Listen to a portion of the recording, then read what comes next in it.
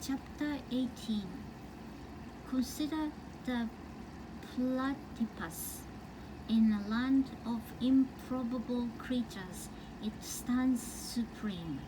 It exists in a kind of anatomical netherworld halfway between mammal and reptile. 50 million years of isolation gave Australian animals the leisure to evolve in unlikely directions, or sometimes scarcely to evolve at all. The platypus managed somehow to do both.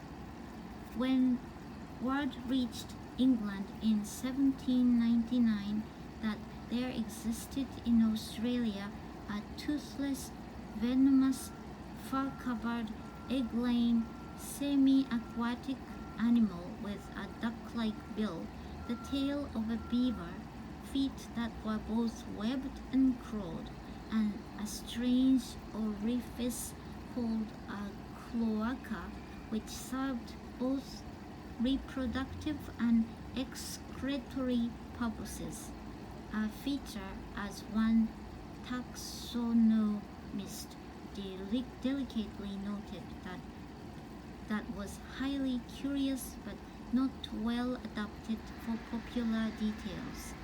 It was received, not altogether surprisingly, as a hoax.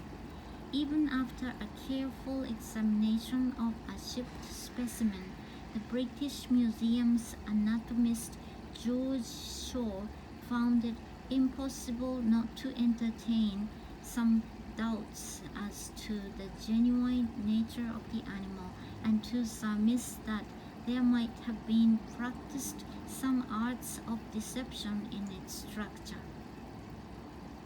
According to the natural historian Harriet Ritval, the original specimen still bears the scissor scars where Shaw snipped and fiddled to determine whether a hoax had been perpetrated. For most of this next century, scientists argued heatedly, for it was an age obsessively devoted to exactitude over how to classify the animal before putting it and its cousin Echidna, a creature similar to a hedgehog, in a family of their own, the monotremes. The name means one whole, in reference to the distinguishing cloaca. Unresolved, however, was the question of whether the monotremes were to be regarded as primarily mammal or reptile. It was evident from their peculiar anatomy that monotremes laid eggs, a reptilian trait, but it was equally evident that they suckled their young, a mammalian characteristic. A further vexation was that for almost a century nobody could find a monotreme egg. So we may envision the murmur and buzz that swept the auditorium when in 1884, at a meeting of the British Association, the delegates were read a cable just arrived from a young British naturalist in Australia named W.H. Caldwell.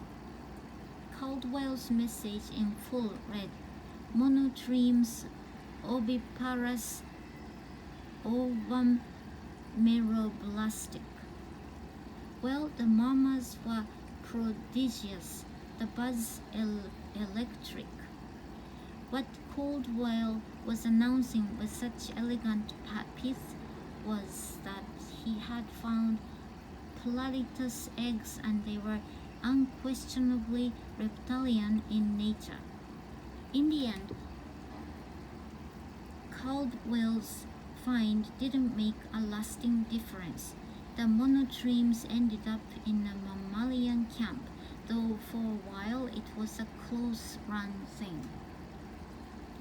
I mention all this to give a little context to the very real excitement I felt the following day when, freshly arrived in Paris, I happened upon a monotreme of my own, an echidna crossing a path in a lonely corner of King's Park. I was already, I have to say, in pretty high spirits. Perth is a lovely city and one of my favorites in Australia. I have perhaps an inflated fondness for it because on my first visit there in 1993, I arrived by way of Johannesburg, where I had just been robbed in a fairly hair-raising manner in broad daylight in the city center by a party of cheerfully menacing youth with twitchy knives, and it was such a relief to find myself in a city where I could wander without fear that I might be bundled into an alley, liberated of my possessions and liberally incised with sharp instruments. Even without arriving fresh from an incident of criminal excitement, Perth is a cheery and welcoming place. There is first of all the delight in finding it there at all, for Perth is far and away the most remote big city on earth, closer to Singapore than to Sydney, though not actually close to either. Behind you stretches 1,700 miles of inert red emptiness all the way to Adelaide. Before you, nothing but a featureless blue sea for 5,000 miles to Africa. Why 1.3 million members of a free society would choose to live in such a lonely outpost is a question always worth considering, but climate explains a lot. Perth has glorious weather, good-natured weather, the kind that sets the postman to whistling and puts a spring in the steps of delivery people.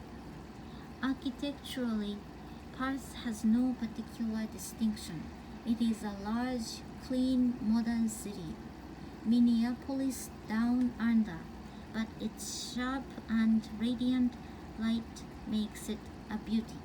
You will never see bluer city skies or purer sunlight bouncing off skyscrapers than here.